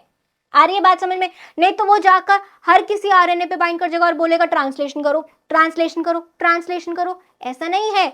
जब ये शाइन डेलगार्नो सीक्वेंस है, ये वाला जो 5 प्राइम एंड वाला यूटीआर है, ये क्या करके जाता है, ये इंश्योर करके जाता है कि आपका स्मॉल सब यूनिट राइबोसोम का शाइन डेलगार्नो सीक्वेंस पे ही आके बाइंड होगा। आ रही है बात समझ में? तो ये क्या है, हमारा 5 प्राइम यूटीआर वाला शाइन डेलगार्नो सीक्वेंस है, and that is our 3 prime UTR. आ रही है बात समझ में? और इन दोनों के बीच वाला जो रीजन है हमारा, that is our coding region. Understood? फिर हमारा इनिशिएशन हो रहा है, अमाइनो एसिड्स एक्टिवेट होंगे किसकी प्रेजेंस में, एटीपी की प्रेजेंस में, and will be linked to their specific tRNA, and this is known as charging of tRNA और aminoacylation of tRNA to be specific. बात समझ में आ रही है? कैसे होएगा, अमाइनो एसाइल टीआरएनए सिंथेटेज है, यस, अमाइनो एसिड है एंड एटीपी है, रिएक्ट करेंगे, अमाइनो एसाइल सिंथेटेज के साथ में कौन जुड़ जाएगा, हमारा अमाइनो एसिड। फिर कौन आएगा, 2 पायरोफॉस्फेट है, एक टीआरएनए एंजाइम है, और टीआरएनए की चार्जिंग हो जाएगी जब टीआरएनए को हमारा क्या जुड़ जाएगा, अमाइनो एसिड जुड़ जाएगा। बात समझ में आ गई? So this will form our charged tRNA, that is amino acyl tRNA. Understood? Now we have the formation of peptide bond favored energetically between the two charged tRNA. शुरुआत हो गई, एक पर आके क्या हो गया, एक हमारा आके क्या इनिशिएटेड tRNA लग गया। यस, अब इनिशिएटेड tRNA कहाँ पर है, पी साइट पे है, राइबोसोम की पी साइट पे है। नया टीआरएनए आया ए साइट पे, दोनों के पास क्या है, अमाइनो एसिड्स है। अब दोनों क्या है, चार्ज है, दोनों चार्ज है और दोनों के पास में अमाइनो एसिड है, तो उन दोनों अमाइनो एसिड्स के बीच में क्या बन जाती है, पेप्टाइड बॉन्ड बन जाती है, और जो पी साइट वाला है वो ई साइट से होकर बाहर निकल जाता है और ए साइट वाला पी साइट पे आ जाता है। So presence of a catalyst enhances the rate of peptide bond formation। और ये कौन करके जाता है, प्रोकैरियोट में 23 sRNA and 28 sRNA। yes or no? बात समझ में आ रही है? राइट। तो हमारे पास में स्मॉल सब यूनिट होता है, वो एमआरएनए को इनकाउंटर करता है, ट्रांसलेशन करता है of mRNA into protein, and ये शुरू हो जाता है। बात समझ में आ गई? राइबोसोम बाइंड करता है स्टार्ट कोडॉन पे, एयूजी पे, एंड रिकॉग्नाइज करता है ये एयूजी कौन, इनिशिएटर टीआरएनए। राइट। तो ये क्या है, हमारा स्मॉलर सब यूनिट आके बाइंड किया, फिर टीआरएनए आके बाइंड किया, और फिर लार्ज सब यूनिट आके बाइंड किया, और कहाँ पे आ गई ये, हमारे स्टार्ट कोडॉन पे। और पहला कौन आ गया हमारा, पहला हमारा आया इनिशिएटर टीआरएनए। तो ये कौन है, अगर प्रोकैरियोट्स है तो एफ मेथ होगा, या फिर अगर यूकैरियोट्स है तो मेथियोनिन होगा, और ये टीआरएनए कौन होगा, I tRNA, that is initiator tRNA. बात समझ में आ गई? तो कैसे एयूजी से फिर आगे मूव ऑन करेगा, राइट। अब ये क्या होगा, यहां से टीआरएनए ये वाला तो बाहर मूव कर जाएगा, यहां पर कौन आएगा, नया टीआरएनए आएगा। कौन आएगा, नया टीआरएनए आ गई। अब ये वाला टीआरएनए तो चला जाएगा बाहर ई साइड से होके, यहां पर क्या होगा, ये मेथियोनिन और फिनाइलएलानाइन के बीच में क्या बन जाएगा, एक पेप्टाइड बॉन्ड बन जाएगा। और ये पेप्टाइड बॉन्ड कौन बना के जाएगा, जो हमारे लार्ज सब यूनिट में कैटालिटिक आरआरएनए प्रेजेंट है, प्रोकैरियोट्स में 23 एसआरआरएनए एंड यूकैरियोट्स में 28 एसआरआरएनए, वो बना के जाएंगे। आ रही है बात समझ में। इलॉन्गेशन स्टार्ट हो गया, यहां पर क्या होगा, इलॉन्गेशन स्टार्ट हो गया। यस, पॉलीपेप्टाइड चेन आगे बढ़ने लग गई। So complex is composed of an amino acid linked to tRNA bind to appropriate codon in mRNA and they form complementary base pairs with tRNA anti-codon. Got it? Amino acid जो होते हैं वो add होते हैं 1 by 1। TRNA आता है, charge tRNA आता है, अमाइनो एसिड देता है, फिर वापस एग्जिट साइड से रिलीज हो जाता है।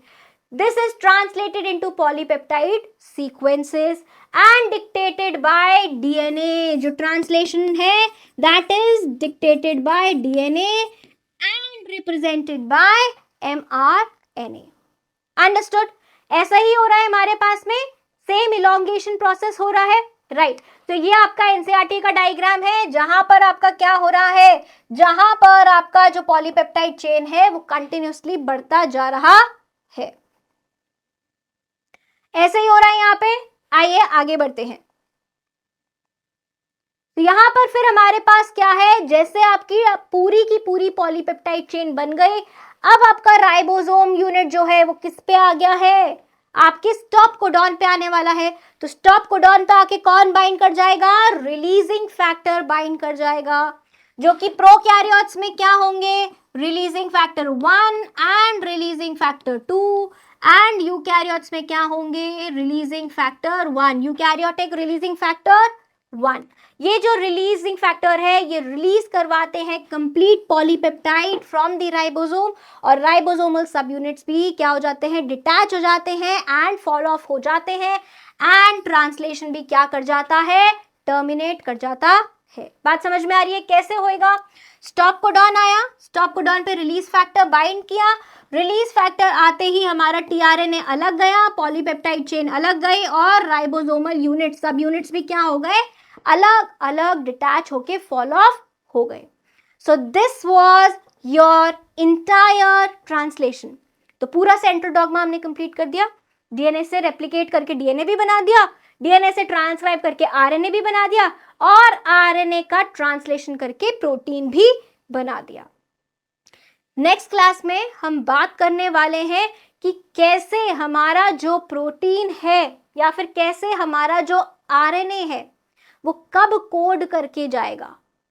आ रही है बात समझ में, वो कब कोड करके जाएगा, कैसे डिसाइड होएगा कि वो क्या कोड करेगा या क्या कोड नहीं करेगा।